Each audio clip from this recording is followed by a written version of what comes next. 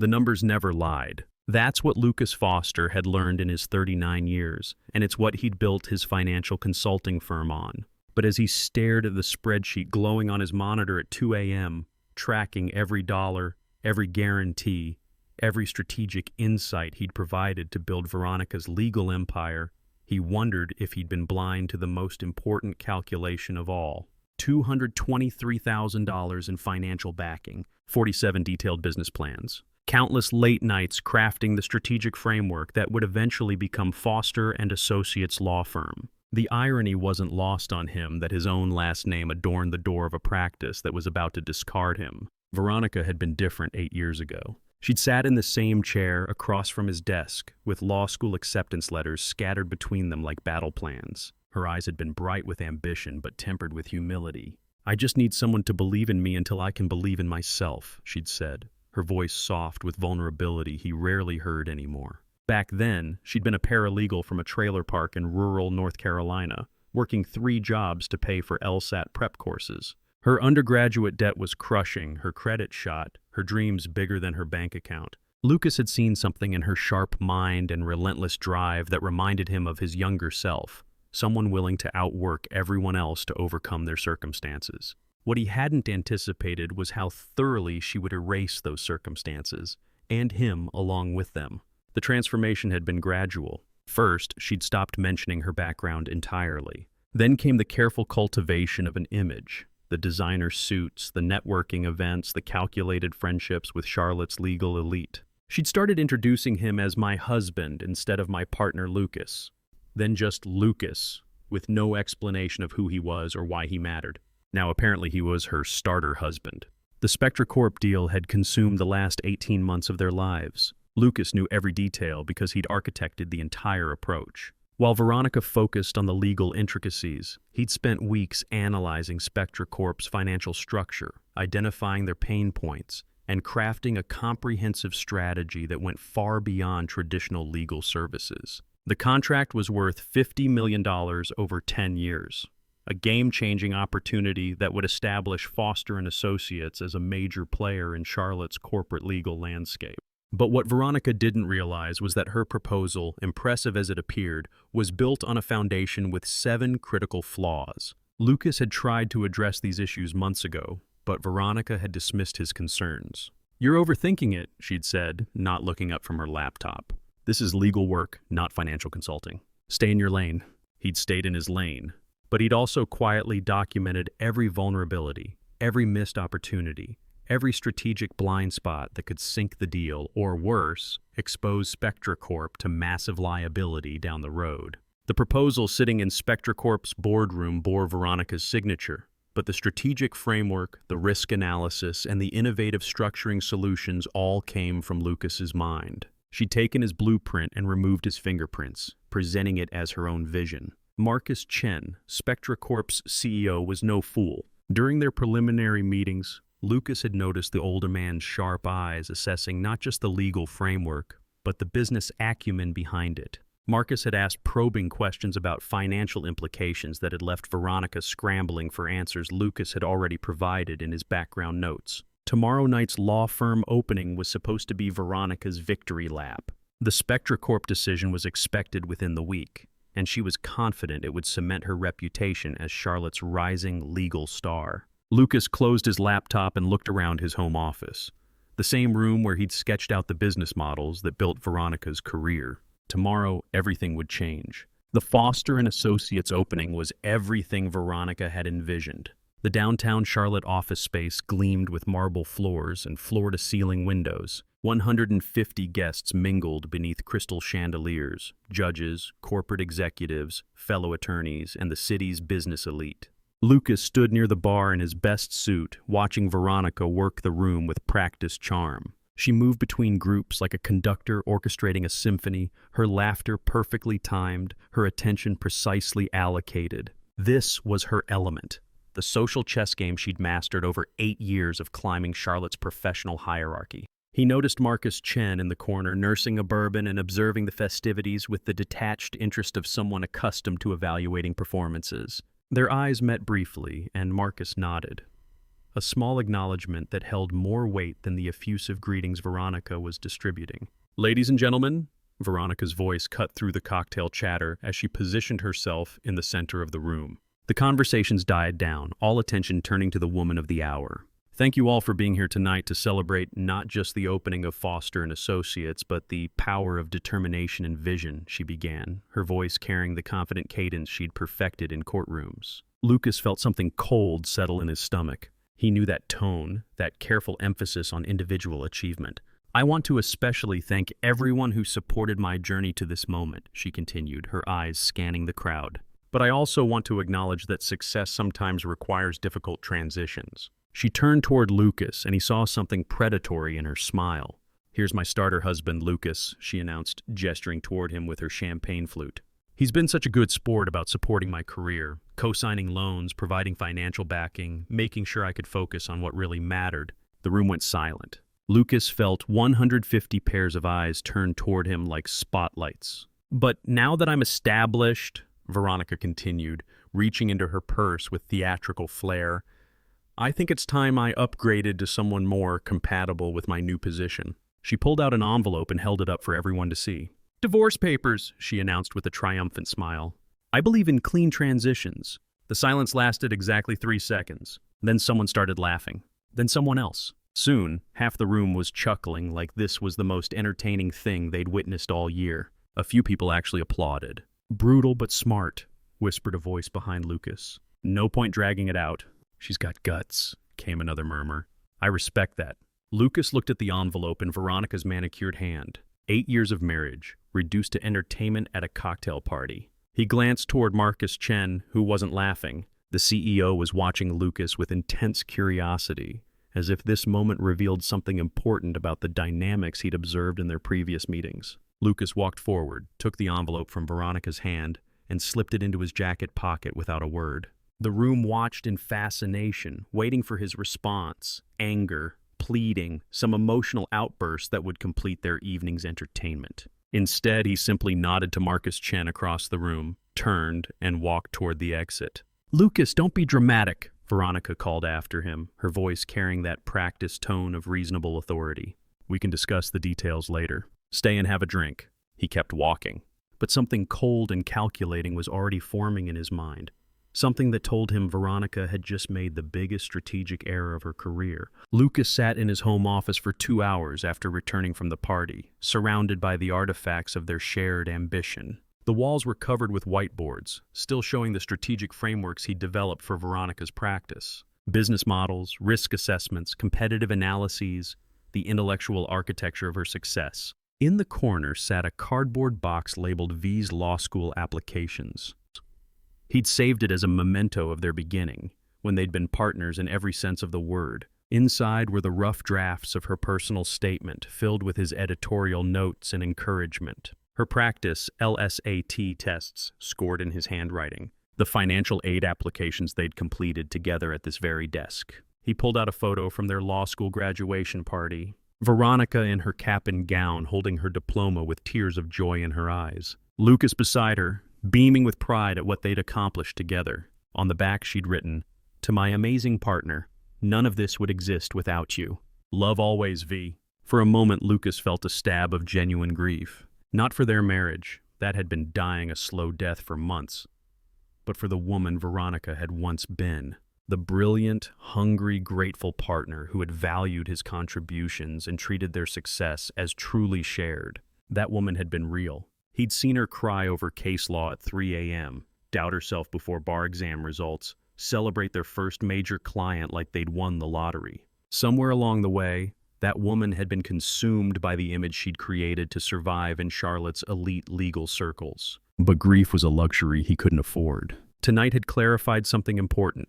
Veronica didn't just want to end their marriage. She wanted to erase his contribution to her success entirely. She'd turned their partnership into a punchline, their shared achievements into her solo victory story. Lucas opened his laptop and pulled up the SpectraCorp file. 47 pages of strategic analysis, financial modeling, and risk assessment. The blueprint for a $50 million opportunity that Veronica was presenting as her own vision. She'd made her choice. Now he would show her the true cost of discarding a strategic partner. He opened a new document and began typing. Not a letter to Veronica, not an emotional plea or angry rant. Instead, he crafted something far more dangerous, a comprehensive critique of her SpectraCorp proposal, highlighting every flaw, every missed opportunity, every strategic blind spot that could derail the deal or expose both parties to massive liability. It was going to be a very long night. To understand why Veronica had orchestrated such a public humiliation,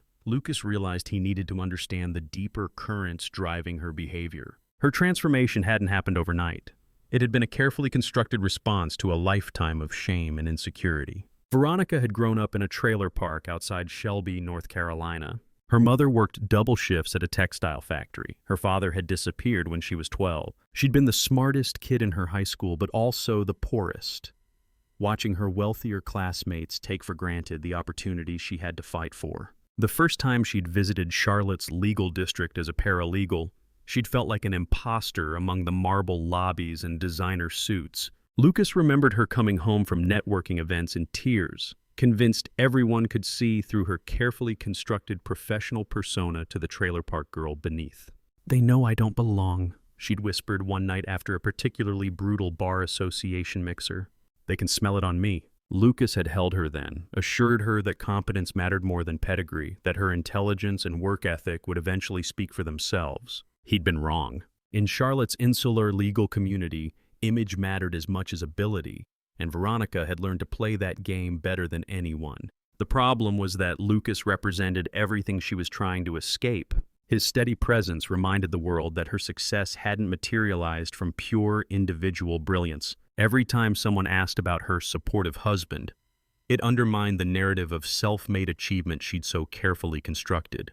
Tonight's performance wasn't just about ending their marriage. It was about severing the last visible connection to her past dependence. By reducing him to a starter husband she was outgrowing, she transformed their partnership from a foundation into a stepping stone. In her mind, this narrative positioned her as someone who'd transcended help rather than someone who'd depended on it. But narratives, Lucas had learned in his years of financial consulting, were only as strong as the realities that supported them, and Veronica's reality was about to become much more complicated. Marcus Chen hadn't built SpectraCorp into a Fortune 500 company by accepting surface impressions. At 62, he'd survived 3 major recessions, dozens of hostile takeover attempts, and countless meetings with smooth-talking consultants who promised more than they could deliver. He'd learned to look beyond polished presentations to the substance beneath, which was why Veronica Foster's preliminary pitch had left him with more questions than answers. The legal framework was solid. Foster clearly understood corporate law, but her business analysis felt hollow, as if she were reciting someone else's insights without fully understanding their implications. When he'd pressed her on financial risk factors, she'd deflected to her consulting team without demonstrating any real grasp of the underlying economics. More interesting was the dynamic he'd observed between Veronica and her husband during their meetings. Lucas Foster sat quietly in the corner during presentations, introduced simply as financial support. But Marcus had noticed how his eyes sharpened during complex discussions. When Veronica stumbled over a question about capital structure implications, Lucas had leaned forward slightly, as if restraining himself from jumping in. When she'd glossed over regulatory compliance costs, Marcus had caught Lucas making quick notes in the margin of his legal pad. Most tellingly, when Marcus had asked about contingency planning for potential policy changes in international trade law, Veronica had paused for just a beat too long before launching into an answer that sounded remarkably similar to points Lucas had made in an earlier sidebar conversation. The scene at tonight's law firm opening had crystallized Marcus's suspicions. Veronica's theatrical dismissal of her starter husband revealed more about their professional dynamic than she had probably intended. The man she was discarding so publicly had spent their meetings demonstrating a deeper understanding of SpectraCorp's challenges than she had. Marcus pulled out his phone and scrolled to Lucas Foster's contact information. Tomorrow, he'd make a call that would change everything. Sarah Mitchell had been practicing corporate law for 23 years, long enough to recognize talent when she saw it. As a senior partner at Blackstone Legal Group, she'd built her reputation on strategic thinking and meticulous execution, qualities that had made her firm one of Charlotte's most respected legal practices. When Lucas Foster called requesting a private meeting, she was intrigued. His reputation in financial consulting circles was stellar, but she'd never worked with him directly. What he proposed over coffee at the Omni Charlotte Hotel changed her entire week.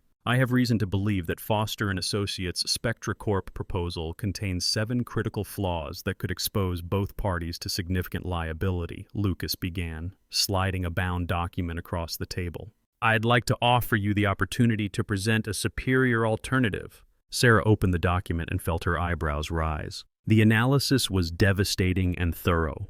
43 pages of detailed critique that exposed not just legal oversights but strategic blindness that could cost Spectra Corp millions. This is impressive work, she said, looking up at Lucas. But I have to ask, why are you doing this? Isn't Foster & Associates your wife's firm? My soon-to-be ex-wife, Lucas corrected. As of last night, she made it clear that my contributions to her practice are no longer welcome. I'm simply redirecting my expertise toward partners who might value it. Sarah studied him carefully. She'd heard whispers about the previous evening's dramatic scene at the Foster & Associates opening. The legal community loved gossip, and Veronica's public divorce announcement had already become the talk of Charlotte's Bar Association. What exactly are you proposing?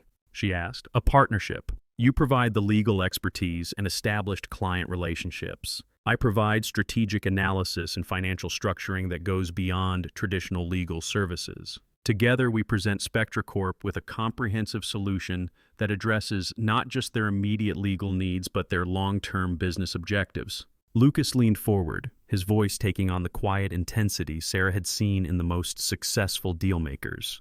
Veronica sees Spectra Corp as a legal client. I see them as a business transformation opportunity. The company is positioning itself for international expansion, but their current structure creates massive tax inefficiencies and regulatory vulnerabilities. A truly strategic legal partner wouldn't just handle their paperwork, they'd help them redesign their entire operational framework to support their growth objectives. Sarah flipped through more pages of Lucas's analysis, each section revealing deeper insights into Spectra Corp's challenges and opportunities. This wasn't just legal critique, it was comprehensive business intelligence.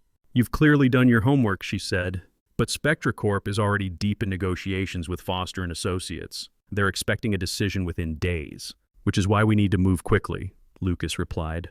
I happen to know that Marcus Chen isn't entirely satisfied with what he's seen so far. He's looking for strategic thinking, not just legal compliance. We can give him both. Sarah closed the document and extended her hand.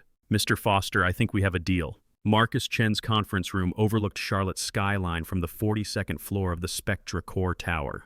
The massive oak table could seat 20, but today it hosted only 6 people who would determine the future of a $50 million relationship.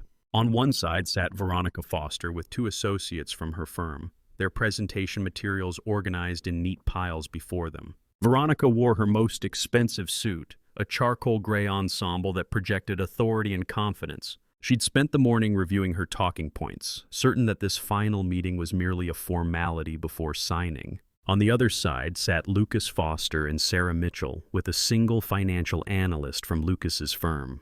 Their materials were notably thinner, but Marcus noticed the quiet intensity in Lucas's posture, the focused attention of someone who'd been preparing for this moment far longer than anyone realized. Thank you all for coming, Marcus began, settling into his chair at the head of the table. As you know, this decision will shape Spectra Corp's legal strategy for the next decade. I want to hear final presentations from both teams, followed by a question and answer session that will help us make our choice. Veronica stood first, activating the room's presentation system with practiced ease. Her slides were polished and professional, outlining a comprehensive legal framework for Spectra Corp's expansion plans. She spoke with confidence about regulatory compliance, intellectual property protection, and risk mitigation strategies. Foster & Associates brings deep expertise in corporate law and a proven track record of supporting high-growth companies, she concluded. We understand that Spectra Corp needs more than a legal service provider. You need a strategic partner who can scale with your ambitions. Marcus nodded appreciatively. The presentation was solid, covering all the expected bases with professional competence. But he found himself watching Lucas's reaction more than listening to Veronica's words. The man sat perfectly still, making occasional notes, his expression unreadable. Thank you, Miss Foster, Marcus said. Mr. Foster, Miss Mitchell, your turn. Lucas stood and moved to the presentation controls, but instead of activating slides, he turned to face the room directly. Before I begin, I want to acknowledge that the legal framework Miss Foster just presented is fundamentally sound, he said, his voice calm and measured. The regulatory analysis is thorough, the compliance strategies are appropriate, and the risk assessments cover the obvious concerns. Veronica allowed herself a small smile. This was going better than expected. However, Lucas continued, I believe you deserve to understand what that framework doesn't address, and why those gaps could cost SpectraCorp significantly more than legal fees. He activated the first slide, which showed a detailed financial model of SpectraCorp's current structure alongside their expansion plans. Ms. Foster's proposal treats legal compliance as an isolated function, but your international expansion creates cascading financial implications that require integrated strategic thinking. What followed was the most systematic deconstruction of a business proposal Marcus Chen had ever witnessed. Lucas didn't attack Veronica's legal expertise. Instead, he revealed the strategic blindness that undermined its value. First, the proposed subsidiary structure creates a $12 million annual tax inefficiency, Lucas explained, his slides showing detailed financial projections. Second, the intellectual property transfer mechanisms expose you to potential liability in 3 key jurisdictions. Third, the compliance timeline ignores critical interdependencies that could delay your market entry by 8 months. Veronica's face had gone pale. She recognized these issues. They were exactly the concerns Lucas had raised months ago that she dismissed as overthinking. Fourth, Lucas continued relentlessly, the regulatory framework assumes static policy conditions that are unrealistic given current trade negotiations. Fifth, the capital structure recommendations ignore currency hedging opportunities that could save millions annually. Marcus leaned forward, completely absorbed. These weren't theoretical concerns. They were specific, quantifiable risks that his own internal analysis had identified, but his team hadn't known how to address. Sixth, the partnership agreements include termination clauses that could be triggered by changes in tax law currently under congressional review. And seventh, the entire framework treats international expansion as a legal compliance exercise rather than a business transformation opportunity. Lucas paused, letting the weight of his analysis settle over the room. Miss Foster has provided you with legal advice, but legal advice without strategic context is just expensive paperwork. Veronica finally found her voice. These are highly technical financial concerns that can be addressed in implementation, she said, but her confidence was visibly shaken. Can they? Lucas asked mildly. Let me ask you a specific question, Miss Foster. If the pending EU privacy regulations are enacted as currently proposed, how would they interact with the data transfer protocols in Section 12 of your compliance framework? Silence. Veronica glanced at her associates, but they looked equally lost. That's a very specific scenario that would require additional research, she said. It's not a scenario, Lucas replied. The regulations were published last week. Section 12 of your proposal violates them directly, which would make your entire data compliance framework legally invalid in your largest target market. The room was dead quiet. Marcus realized he was witnessing something extraordinary. Not just a business presentation, but a masterclass in strategic thinking. Mr. Foster, Marcus said slowly, you seem remarkably well informed about the details of Ms. Foster's proposal. How exactly did you acquire this level of insight into her work? The question hung in the air like a sword. Veronica's eyes widened as she realized where this was heading. Lucas met Marcus's gaze directly. Because I created the strategic framework that Ms. Foster's proposal is based on. The financial models, risk assessments, and business analysis she presented. I developed them over the past 18 months as her strategic consultant. He activated a new slide showing document timestamps and revision histories. Every major insight in Ms. Foster's presentation originated from strategic sessions we conducted in my office. The regulatory analysis builds on research I compiled. The expansion timeline reflects projections I calculated. Even the client engagement strategy follows a framework I designed specifically for Spectra Corporation. Veronica shot to her feet. Those were collaborative discussions. I developed those strategies based on my legal expertise. Did you? Lucas asked quietly. He activated another slide showing email chains and meeting notes. Because according to these records, you initially rejected most of these approaches until I demonstrated their necessity with detailed financial modeling. Marcus leaned back in his chair, pieces of a puzzle clicking into place.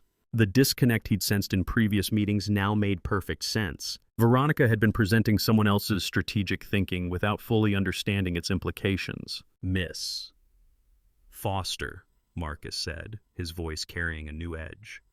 "Are you telling us that your strategic insights for this engagement were developed in partnership with the person you publicly dismissed as your starter husband 3 days ago?" The silence stretched for 30 seconds. Finally, Veronica spoke, her voice barely above a whisper. "Lucas provided financial input, but the legal strategy and client management approach are entirely my own." "Interesting," Sarah Mitchell interjected, speaking for the first time. "Because the integrated approach Mr. Foster just outlined suggests that legal strategy and financial strategy can't be separated in a project of this complexity." Which raises the question, if you're no longer working with your strategic partner, how do you plan to execute a framework you didn't originally develop?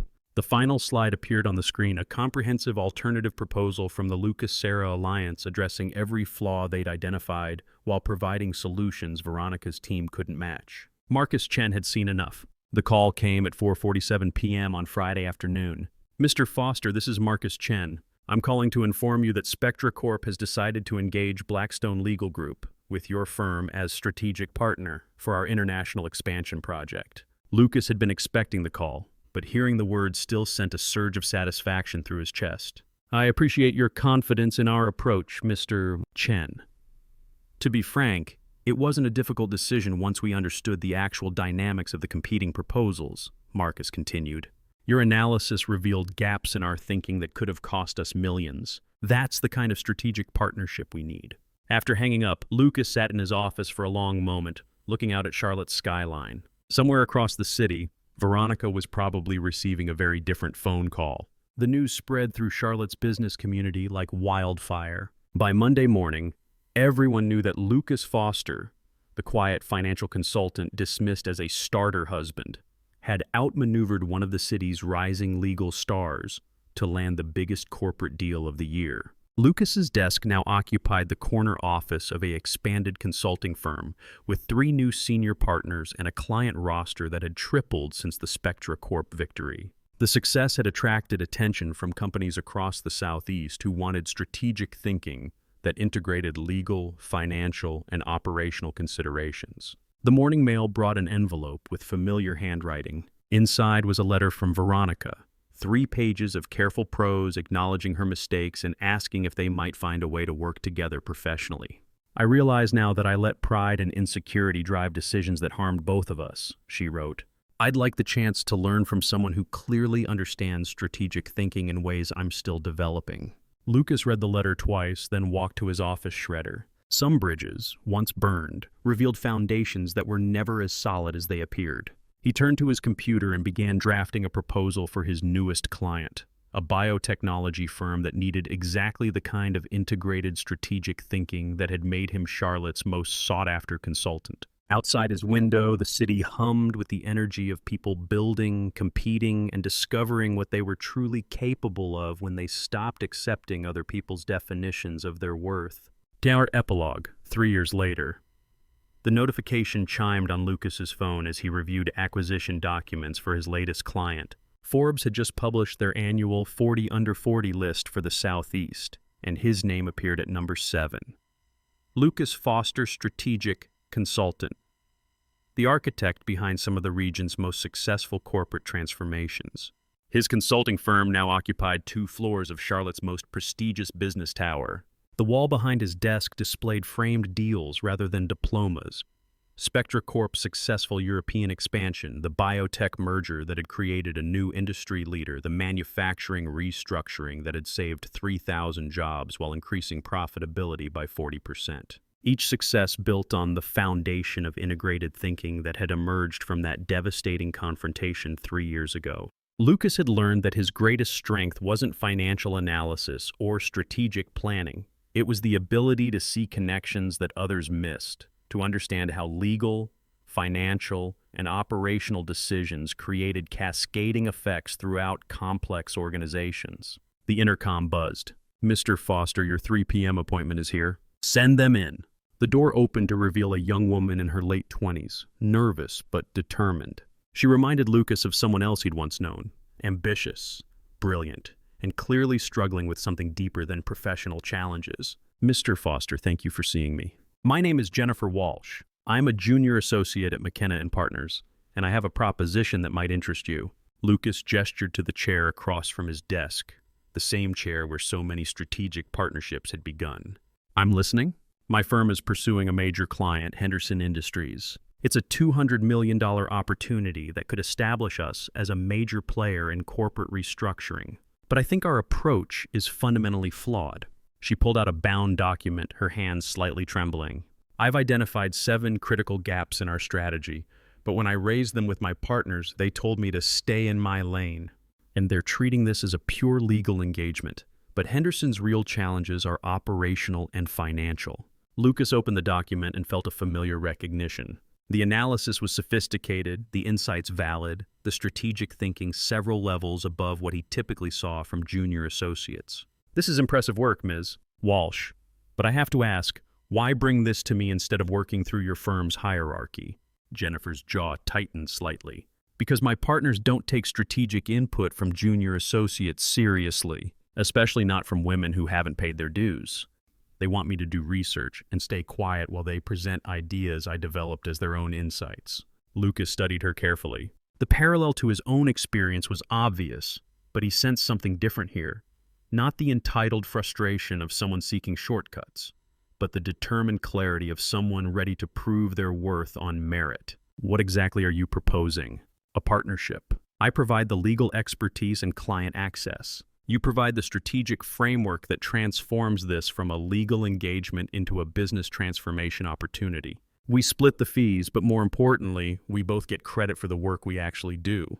Lucas leaned back in his chair, remembering another young professional who'd once sat in this same spot, asking for belief and support. The difference was that Jennifer wasn't asking him to subsidize her ambitions.